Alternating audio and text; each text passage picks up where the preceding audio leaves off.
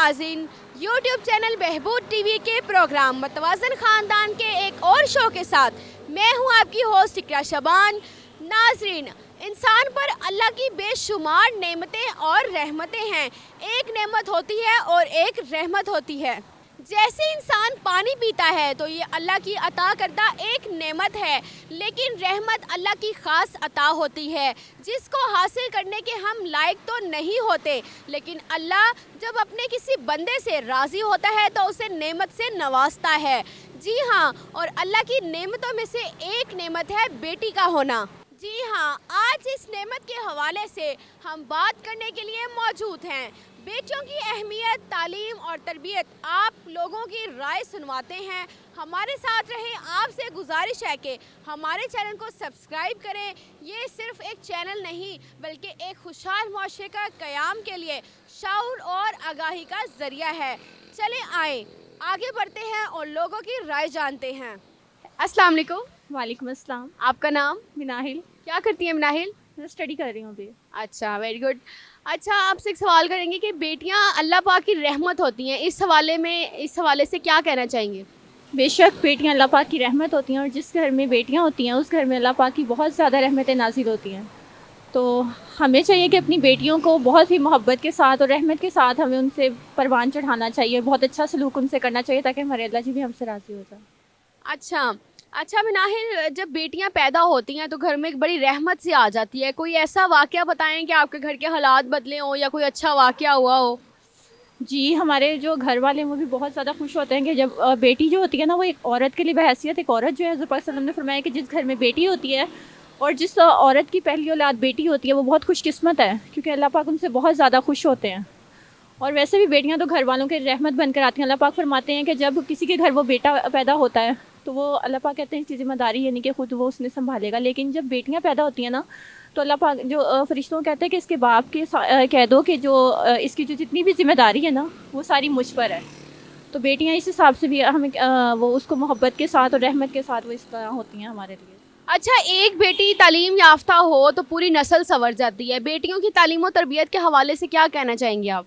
जी, बेटियों की तालीम और तरबियत तो हमें करनी चाहिए बहुत ज़्यादा अच्छी, क्योंकि जब हम एक मर्द को तालीम देते हैं तो वो सिर्फ़ एक फ़र्द की तालीम होती है, लेकिन जब हम किसी औरत को या किसी बेटी को तालीम याफ्ता करते हैं, उसकी पढ़ाई पर तवज्जो देते हैं, उसकी अच्छी तरबियत करते हैं, तो हमारी अगली नस्ल भी संवरती है। क्योंकि जो एक औरत होती है, एक माँ होती है, एक बेटी होती है, उसने क्या करना होता है, उसने पूरे घर को संभालना होता है, उसने सब बच्चों की तरबियत करनी होती है।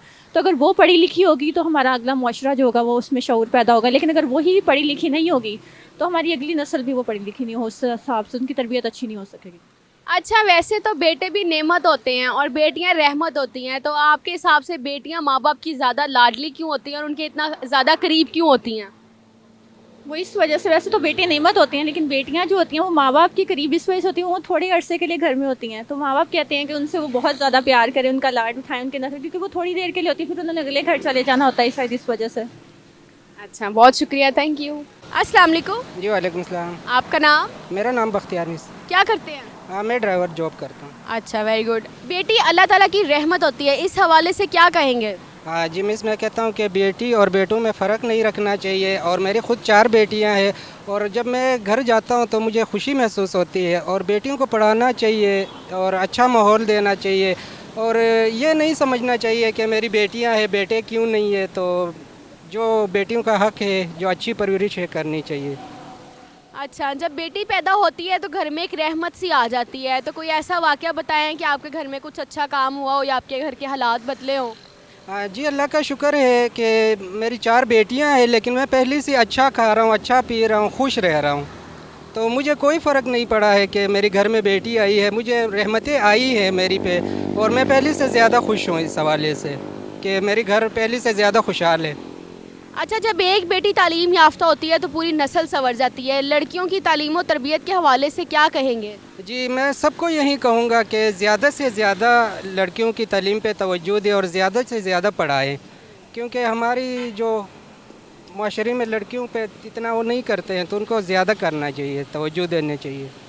अच्छा, आपकी बेटी ने जब आपको पहली दफ़ा बाबा कहा था तो कैसा महसूस हुआ था? जी, बहुत अच्छा लगता है कि बेटियां आपको घर में बाबा कह के बुलाए, तो सबसे ज़्यादा जो घर की लाडली बेटियां होती हैं। जी यही बात है कि वैसे तो बेटे भी नेमत होते हैं और बेटियां रहमत होती हैं, लेकिन बेटियां माँ बाप के ज़्यादा करीब होती हैं, उनकी लाडली होती हैं, ऐसा क्यों होता है? ये इसलिए कि बेटे तो चलो शादी करके चले जाते हैं, साइड पे होते हैं, लेकिन बेटियों की शादी भी होती है तो वो फिर भी उनके दिल में माँ बाप रहते हैं, तो दुआओं में याद रखते हैं, बेटे नहीं याद रखते। जी नाज़रीन, ये जो बेटियां और लाडलियां होती हैं ये किसी भी घर के आंगन का फूल होती हैं। रहमत और शफकत के साथ इनकी परवरिश करें, यकीनन एक खुशहाल माशरे के क़याम का बायस बन सकती हैं। आज के प्रोग्राम से फ़िलहाल इतना ही, मुझे दें इजाज़त, आपसे मुलाकात होती है अगले प्रोग्राम में, तब तक के लिए अल्लाह हाफिज़।